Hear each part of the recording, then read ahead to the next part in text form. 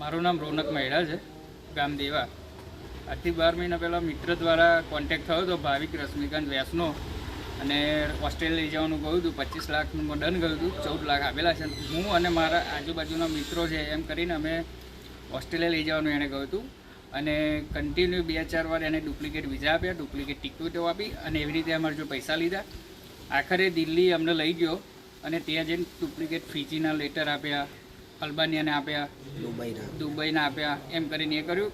Plus કે અમારા passport એની જોડે છે, અને પાસપોર્ટ લઈ લીધા હતા. અમારી જોડે માનસિક રીતે ટોર્ચર કરીને, પ્રેશર કરીને અમારી જોડે વિડીયો ઉતારેલો છે.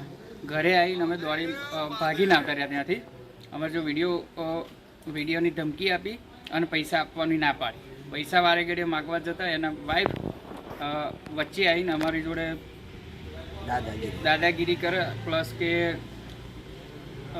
ખોટી રીતે માનસિક રીતે ધમકીઓ આપે. ઘરે આવીને પણ મારી નાખવાની ને એવી બધી ધમકીઓ આપેલી છે, અને વસોમાં જે પણ મળે ને એમને જો મારી નાખવાની એવી ધમકીઓ આપે છે. મારું નામ રાજેશભાઈ ઈશ્વરભાઈ શર્મા હિરાઈ, તાલુકો વસો. હું 10મા મહિનામાં અહીંયા આગળ વસો કોન્ટ્રાક્ટનું કામ કરું છું. અવારનવાર મામલતદાર કચેરી આવું. એટલે આ જે એજન્ટકારો જે ભાવિક રશ્મિકાંત વ્યાસ, એના ફાધર એ બી માત્ર તો મામલતદાર કચેરી આવતા અને કહેતા કે મારો છોકરો બહારનું કામ કરે છે તો કે તમે આપો. એટલે મેં એમને કામ આપ્યું, બરાબર છે. પછી એણે ચોકડી ઉપર મળ્યા, મને કે 50,000 રૂપિયા પહેલાં આપો, બાપ દીકરો બન્યો. એટલે 50,000 રૂપિયા આપ્યા. પછી કહ્યું 10 લાખ રૂપિયા આપો. 10 લાખ RTGS કર્યા. એવી રીતે ટોટલ 20 લાખ રકમ આપી છે. અને કમસે કમ ત્યાં દિલ્હી 1.5 મહિનો આ છોકરાઓને બધાને રાખ્યા. મારા બાબાનું નામ પાર્થ રાજેશભાઈ શર્મા, મારા ભાઈનું નામ અશોક ઈશ્વરભાઈ શર્મા. એ બંનેનું કામ મેં આપ્યું હતું. 12.5 લાખમાં નક્કી કર્યું હતું. ટોટલ 25 લાખ એમાઉન્ટ આપવાની હતી. એમાં 20 લાખ રૂપિયા ઓલરેડી મેં આપી ચૂક્યા.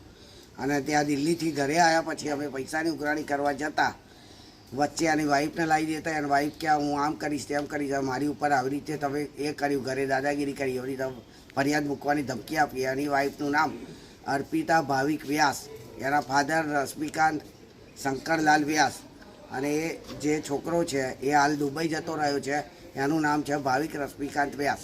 અમે ત્યાંથી દિલ્હીથી પરત આવ્યા પછી અમને એવું લાગ્યું કે આ બધું ડુપ્લિકેટના ફ્રોડ છે. એણે કહ્યું આજે મોકલીશ, કાલે મોકલીશ, પરમ દિવસ મોકલીશ, પણ 15 દાડા મહિનો રાહ જોઈ છતાં કોઈ એણે નિર્ણય ના લીધો. પછી અમે પૈસાની માગણી કરવા એના ઘરે ગયા. તો અમને પોલીસ સ્ટેશન થયા પછી 1.5 મહિનો આરોપી ફરાર રહ્યા. બીજો જે સેકન્ડ આરોપી છે ભાવિક, એમનો જો છોકરો છે એને દુબઈ મોકલી દીધો.